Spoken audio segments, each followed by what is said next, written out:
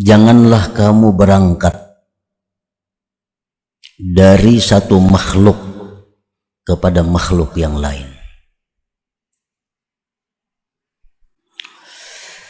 Apabila engkau berangkat dari satu makhluk kepada makhluk yang lain, maka engkau seperti himar, keledai yang menggiling gandum. Dia berjalan dan tempat yang dia berpindah kepadanya, itulah tempat yang dia berpindah daripadanya.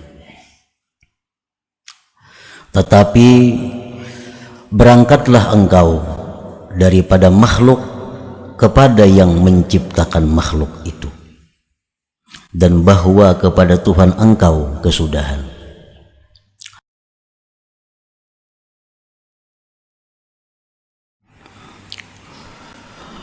Bismillahirrahmanirrahim.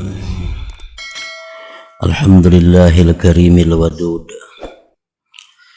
al-wahidil wujud, ilaihil matlubu wal maqsud.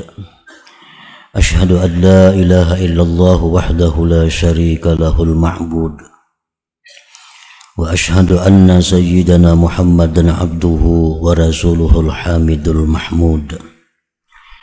Allahumma salli wa sallim wa barik ala al-muttasibi bil karami wal jud, sayyidina wa maulana Muhammadin sahibil maqamil mahmud, wa ala alihi wa sahbihi wa zurriyatihi wa adba'ihi ila yaumil khulud, amma ba'du. Yang kita hormati dan kita cintai para habaib dan para alim ulama, guru-guru agama, para muhibbin, hadirin hadirat rahimakumullah. Alhamdulillah, puji syukur selalu kita haturkan kehadirat Allah Subhanahu wa ta'ala, yang mana telah mengumpulkan kita di tempat yang penuh berkah dan rahmat ini untuk berzikir, bersalawat, dan menerima limpahan ilmu dari Allah Subhanahu wa ta'ala, yang mudah-mudahan ilmu yang dilimpahkan Allah kepada kita itu diberi taufik untuk mengamalkannya. Amin ya rabbal alamin. Salawat dan salam kita haturkan kepada junjungan kita Nabi besar Muhammad sallallahu alaihi wasallam, dan kepada seluruh keluarga, sahabat, zuriat beliau, dan para pengikut sampai hari kiamat nanti. Para muhibbin rahimakumullah, al-hikmatu tsaniyah wal arba'un min al-hikamil ataiyah. Qala al-imam Ahmad ibnu Athaillah Sakandari rahimahullah, nafa'ana bi ulumih. Hikmah yang ke-42 dari kitab Al-Hikam, berkata Imam Ahmad ibnu Athaillah As-Sakandari rahimahullah, wa nafa'ana bi ulumih. La tarhal min kaunin ila kaunin fatakuna kahimarir raha, yasiru wal makanul ladzi irtahala ilaih huwa alladzi irtahala minhu, walakin irhal minal akwan ilal mukawwin wa anna ila rabbikal muntaha.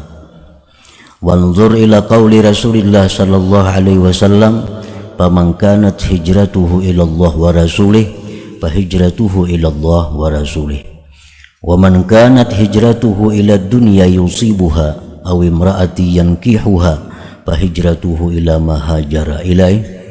Fafham qawlahu alaihi salatu wassalam wa ta'ammal hadzal amra in kunta dza fahmin. Yang artinya, janganlah kamu berangkat dari satu makhluk kepada makhluk yang lain. Apabila engkau berangkat dari satu makhluk kepada makhluk yang lain, maka engkau seperti himar, keledai yang menggiling gandum.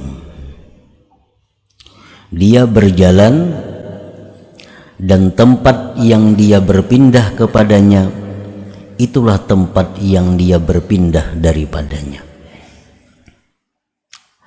Tetapi berangkatlah engkau daripada makhluk kepada yang menciptakan makhluk itu, dan bahwa kepada Tuhan engkau kesudahan.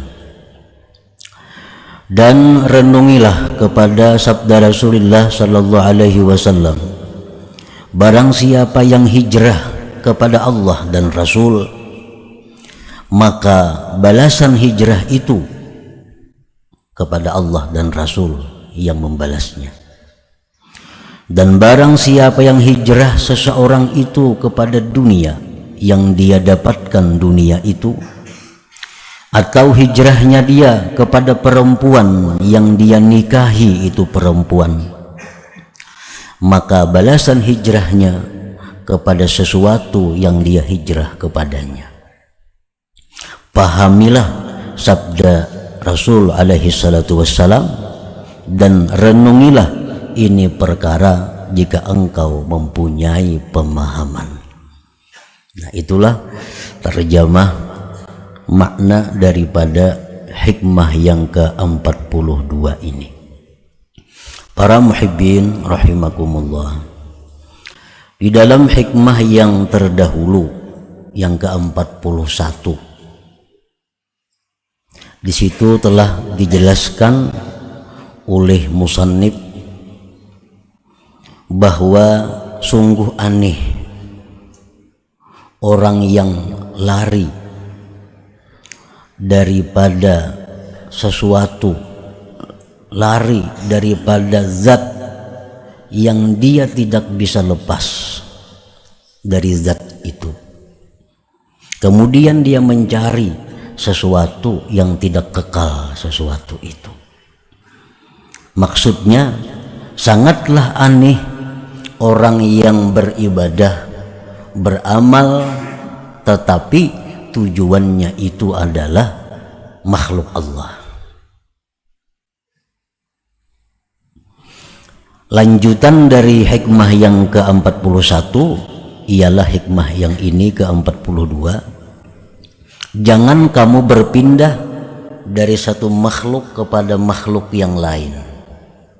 Kalau kita beramal karena manusia, kalau kita beramal ingin mendapatkan kedudukan, kita beribadah ingin dimuliakan oleh manusia, berarti kita mengharapkan makhluk.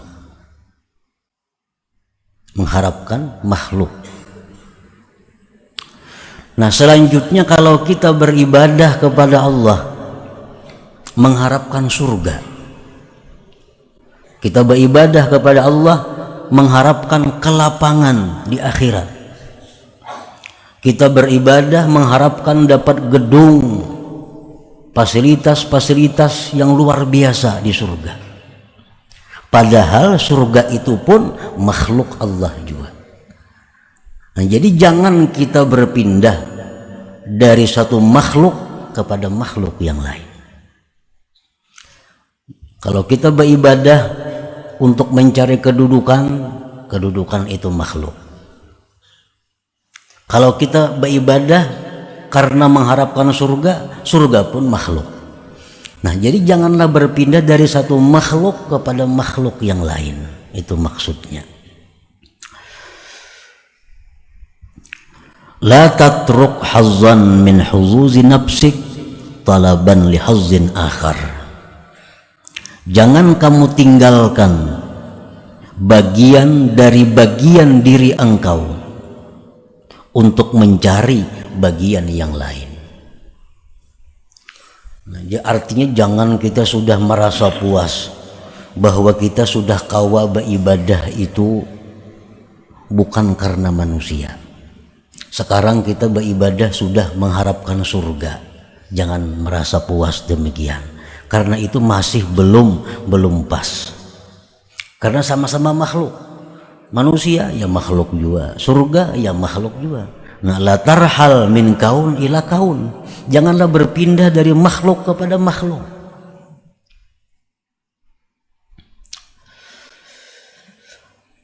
Dicontohkan oleh beliau, kaman zahada fid dunya wan qata'a ila Allah yatlubu bidzalik rahata badanihi wa iqbalad dunya alaihi.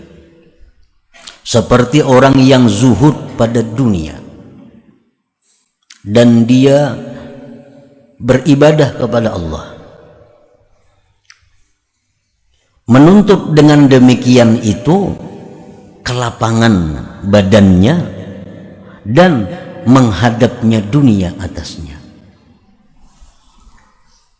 Orang ini berusaha sudah jauh dikuranginya, kalau perlu berusaha diampihinya. Tujuannya hanya melulu beribadah kepada Allah, melulu ibadah kepada Allah. Toko kada buka lagi, kabun-kabun kada diurusinya lagi. Nah, ini beribadah aja kepada Allah. Tapi tujuannya beribadah kepada Allah itu adalah agar dunia itu datang sendiri kepadanya. Agar dunia itu datang sendiri kepadanya. Karena Rasulullah sallallahu alaihi wasallam bersabda, "Man qata'a ila Allah kafahu kullu mu'nah wa razaqahu min haitsu la yahtasib." Barang siapa yang berputus kepada Allah, kada mengurusi lagi dunia, ini hanya khusus beribadah kepada Allah, Allah jamin kehidupannya, Allah cukupi segala kebutuhannya, Allah beri rezeki tanpa diduga-duga. Dalam riwayat lain, dunia akan datang menyerah kepadanya. Nah, jadi inya nih sengaja ampih berusaha hendak beribadah aja kepada Allah, kada tahu urusan lagi dengan usaha-usahanya. Tujuannya apa? Supaya dunia itu datang sendiri kepadanya. Nah, ini ngarannya apa? Berpindah dari satu makhluk kepada makhluk yang lain.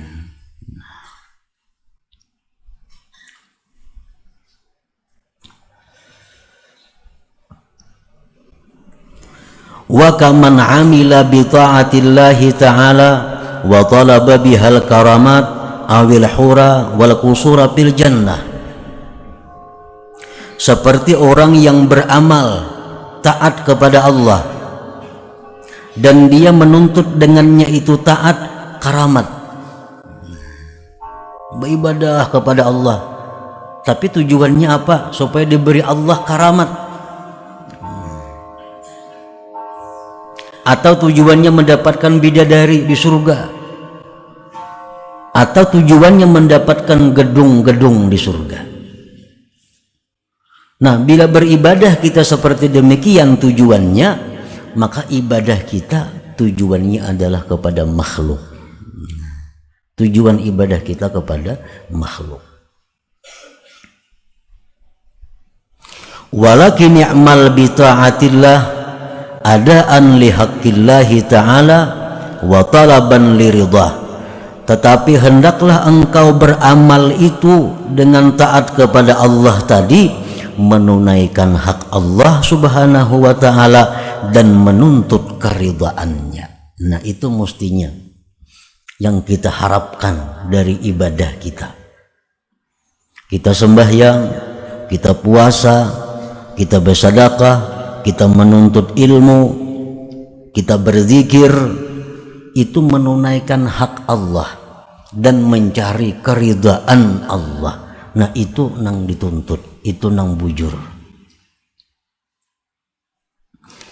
Wa illa, jika tidak demikian, kita beribadah kepada Allah agar kita selamat dari neraka, kita beribadah kepada Allah agar mati masuk surga, fa antakal himar, engkau seperti himar. Himar nang menggiling gandum itunya selalu berjalan, tapi jalan di tempat. Nah, orang yang beribadah tujuannya untuk mencapai kesenangan diri sendiri sama dengan himar tadi. Artinya ibadahnya itu jalan di tempat, kada akan sampai kepada Allah subhanahu wa ta'ala. Para muhibbin rahimakumullah, apabila kita beribadah untuk dunia, Allah akan memberikan dunia itu. Allah berikan dunia. Wa ma lahum min khalaq, tapi di akhirat orang ini tidak ada lagi bagian.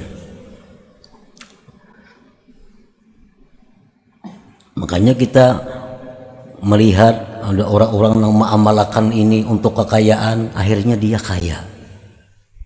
Orang yang melampahkan ini untuk jagau, akhirnya jadi orang jagau. Orang melampahkan ini supaya orang ketujuh lawan inya, akhirnya orang ketujuh lawan inya. Nah, apa yang kita niatkan dengan amal itu Allah beri. Orang yang beribadah kepada Allah untuk selamat neraka, orang yang beribadah kepada Allah agar dia masuk surga, Allah berikan. Ia mati selamat dari neraka dan masuk surga. Orang yang beribadah kepada Allah dengan tujuan mencapai keridaan Allah, Allah berikan pula keridaan Allah ini. Nah, jadi selaku manusia kita dituntut bahwa apabila beribadah kepada Allah itu jangan seperti nomor 1, jangan seperti nomor 2, seperti nomor 3. Ini yang dituntut. Beribadah itu menunaikan hak Allah dan mencari keridaan Allah. Para muhibbin rahimakumullah, paman kanat hijratuhu minal lagwi wal lahwi wal la'ib ilal ibadati wat ta'ah wa minal jahli ilal ilm qasidan bihijratihil wusula ila ridha'illah wa rasulih fahijratuhu musilatun ila ridhahuma. Barang siapa yang hijrah, hijrah ini artinya berpindah dari yang sia-sia, berpindah daripada permainan-permainan, berpindah dari urusan-urusan dunia, berpindah kepada ibadah dan taat, berpindah dari jahil kebodohan kepada ilmu. Tujuan dengan berpindahnya itu adalah sampai kepada keridaan Allah dan Rasul, maka berpindahnya itu menyampaikan kepada ridha Allah dan Rasul. Bila kita nih beribadah, tujuan kita supaya Allah ridha, Allah ridha kepada kita. Tujuan kita beribadah supaya kita ini dicintai Allah, Allah cinta kepada kita. Wa man kanat hijratuhu min dzalik ila dzalik qasidan ghaira dzalik faqad khaba qasduhu mas'ah wa ghayatu hijratihi ma hajara ilaih. Barang siapa yang pindah dari urusan dunia kepada perkara ibadah, tujuannya tidak mencapai ridha Allah, maka sungguh rugi tujuannya dan rugilah usaha perjalanannya itu. Dan kesudahan pindahnya itu adalah sesuatu yang dia pindah kepadanya. Nah, para muhibbin rahimakumullah, di zaman Rasulullah SAW itu ada masa di mana diwajibkan orang muslim mukmin yang di kota Mekah itu hijrah ke Madinah. Ada masanya waktu itu. Lalu sahabat-sahabat ini ada yang hijrah ke Madinah itu semata-mata karena Allah, karena mencapai keridhaan Allah, seperti Abu Bakar Siddiq radhiyallahu anhu, seperti Sayyidina Umar, Sayyidina Ali, Sayyidina Utsman. Ini orang-orang yang hijrah ke Madinah untuk mencari keridhaan Allah dan Rasul. Apa yang mereka dapatkan? Radhiyallahu anhum, Allah ridha kepada mereka. Nah, ada di antara sahabat Nabi yang di Mekah ini, dia hijrah ke Madinah karena dia melihat di Madinah itu ada peluang bisnis yang bagus. Wah, ini orang pengen rame hijrah ke sana, aku baik hijrah sambil berusaha. Hijrah ke Madinah, membuka usaha di Madinah, kaya, sugih. Sugih itulah balasannya. Habis sampai di situ. Ada di antara sahabat Nabi ini yang hijrah ke Madinah karena tunangan hijrah. Ini tunangan hijrah ke Madinah. Hijrah tunangan boleh jam kada hijrah putus sampai di sini kita. Wa ilam ra'atin yankihuha. Mau kada mau si laki-laki hijrah juga ke Madinah. Sampai di Madinah kawin. Kawin itulah balasannya. Habis itu kada ada lagi. Wa hijratuhu ila ma hajara ilaihi. Jadi ibadah yang kita lakukan untuk apa kita dapatkan tergantung tujuan kita. Orang mengamalkan la ilaha illallah 100.000 kali, tujuannya hendak jadi orang sugih, dilampahkannya jadi orang sugih, Allah akan memberi itu. Fal amalu ala talabil jaza wad darajat aw nailil maratibil aliyati wal maqamat nuqsanun wa syaubun bi ikhlasil a'mal. Beramal untuk mencari balasan, mencari derajat, mencapai martabat tinggi dan kedudukan, itu adalah kurang dalam ikhlasnya amal. Ikhlasnya amal. Kalau kita beramal supaya ke surga, kita beramal supaya terhindar dari neraka, ini oleh para ulama disebut ikhlas juga, tapi kurang ikhlasnya. Kurang ikhlasnya. Nah, orang-orang yang beribadah kepada Allah tujuannya ini surga, tujuannya bidadari, tujuannya menikmati segala macam fasilitas surga. Dia beramal karena itu, mati masuk surga. Tapi di dalam surga dia tidak akan bisa melihat Allah Subhanahu wa ta'ala. Tidak akan bisa melihat Allah. Karena orang-orang yang melihat Allah di dalam surga itu orang yang sudah mulai di dalam dunia ini menginginkan itu.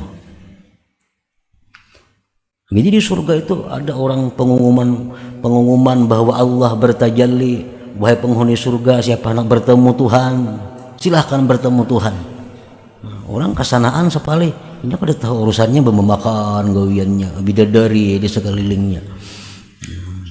Padahal bertemu Allah itu adalah merupakan puncak segala kenikmatan yang ada di dalam surga itu. Wal amalu li wafa'i huquqil ubudiyah wa qiyami huquqir rububiyah min ghairi iltifatin ila nafsi huwa ikhlasul muqarrabin. Beramal ibadat untuk menunaikan hak kehambaan, melaksanakan hak ketuhanan tanpa memandang kepada dirinya, itulah yang dinamakan ikhlas muqarrabin. Nah, para muhibbin rahimakumullah, padahal andai kata kita beribadah kepada Allah, sembahyang contohnya, tujuan kita dengan sembahyang itu adalah keridhaan Allah, itu lagi sebutin Allah ridha kepada kita, Allah ridha kepada kita. Nah, bila Allah itu ridha kepada kita, segala kebaikan-kebaikan dicurahkan kepada kita. Segala kebaikan dicurahkan kepada kita. Kalau kita mengambil yang ridha ini. Nah, jadi alangkah ruginya kalau kita beribadah karena makhluk, beribadah karena mengharap surga. Karena bila dua itu kita akan dapat keridhaan Allah. Bila kita beribadah ini karena ridha Allah, kedua-duanya kita dapatkan. Dunia otomatis dapat, surga otomatis dapat. Makanya tadi dicontohkan oleh beliau, orang yang beribadah karena dunia, orang beribadah karena surga, itu kal himar, seperti himar. Himar itu pintarlah. Kal himar, seperti himar. Para muhibbin rahimakumullah, man amila lillah wa billah nalal qurba minallah wastahaqqa bimartabati abdillah. Man amila lillah, barang siapa beramal beribadah karena Allah. Ini beribadah ini mencari keridhaan Allah, yang lain kada tahu urusannya. Ini beramal itu kadang-kadang ada masuk huzuzun nafsi, ada masuk kepentingan diri. Ini yang merusak ikhlas. Bagaimana caranya kita mengetahui amal ini ada masuk kepentingan diri? Mengetahui mana amal ibadah kita yang murni karena ridha Allah. Nah, di situ kadang-kadang kita ada menjumpai dua macam perkara ibadah. Dua macam perkara ibadah. Ibadah yang pertama lebih besar pahalanya. Ibadah yang kedua lebih kecil pahalanya. Bila kita memilih ibadah yang kecil pahalanya, berarti di situ ada kepentingan diri. Ikhlasnya kada murni. Bila kita mengutamakan ibadah yang besar pahalanya, kita tinggalkan ibadah yang kecil pahalanya, berarti kita mementingkan keridhaan Allah ngarannya. Kita ambil contoh umpamanya, ini ada orang maulah masjid, memerlukan dana, dananya misal 10 juta. Ini kita sumbang berpahala ini. Ini perbaikan masjid memerlukan dana 10 juta. Di saat yang bersamaan ada keluarga kita yang sedang sakit, membutuhkan dana untuk berobat 10 juta juga. Pahalanya tentu lebih besar menolong manusia ini. Pahalanya lebih besar kita mengobati nanggaring ini, duit 10 juta itu. Kalah kita pahalanya untuk merihab, memperbaiki masjid tadi. Nah, apabila kita ini cenderung, kita ini ingin menggunakan duit ini untuk masjid itu, kita biarkan yang sakit ini sakit, berarti ibadah kita itu kadang mencari keridhaan Allah. Ada kepentingan nafsu di situ masuk. Karena kita menyumbangkan masjid ini diumumkan orang, si anu menyumbang 10 juta. Yang menyumbang nanggaring siapa mau makan adalah di masjid mau makan, kada ada. Nah, di situ kita diuji.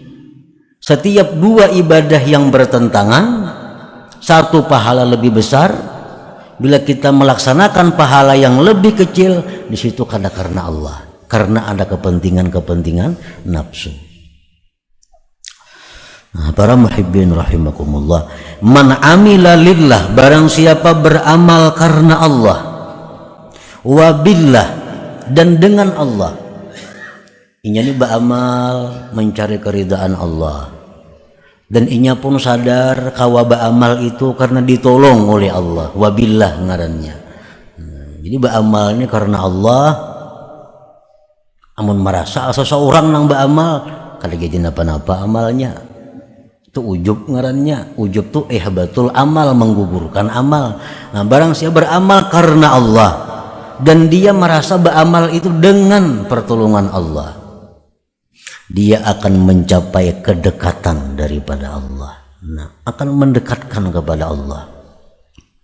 Bila sudah kita dekat kepada Allah, wastahaqqa bimartabati abdillah, kita berhak duduk di martabat abdillah, hamba Allah ngarannya.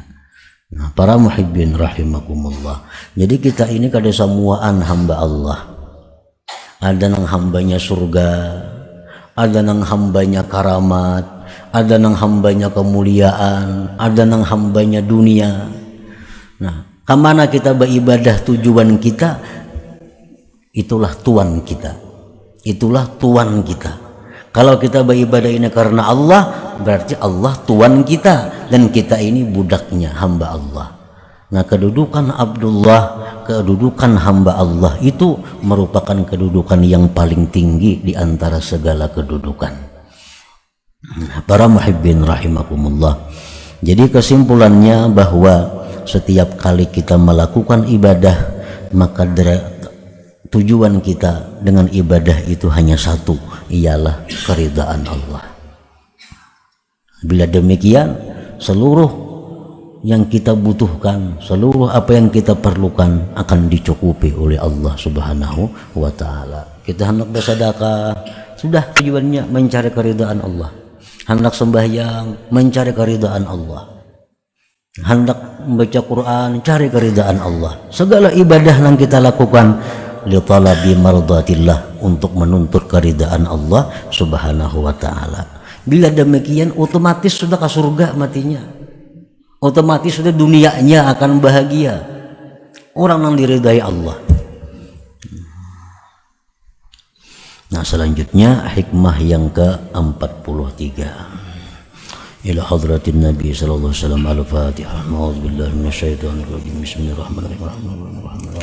Iyyaka na'budu wa iyyaka nasta'in. Mustaqim. Shiratal ladzina والمغضوب عليهم ولا الضالين آمين. يا الله بها يا الله بها يا الله بحسن الخاتمة يا الله بها يا الله بها يا الله بحسن الخاتمة يا الله بها يا الله بها يا الله بحسن الخاتمة يا أيها الرجل منه شفاعة صلوا عليه وسلموا تسليما اللهم صل وسلم وبارك عليه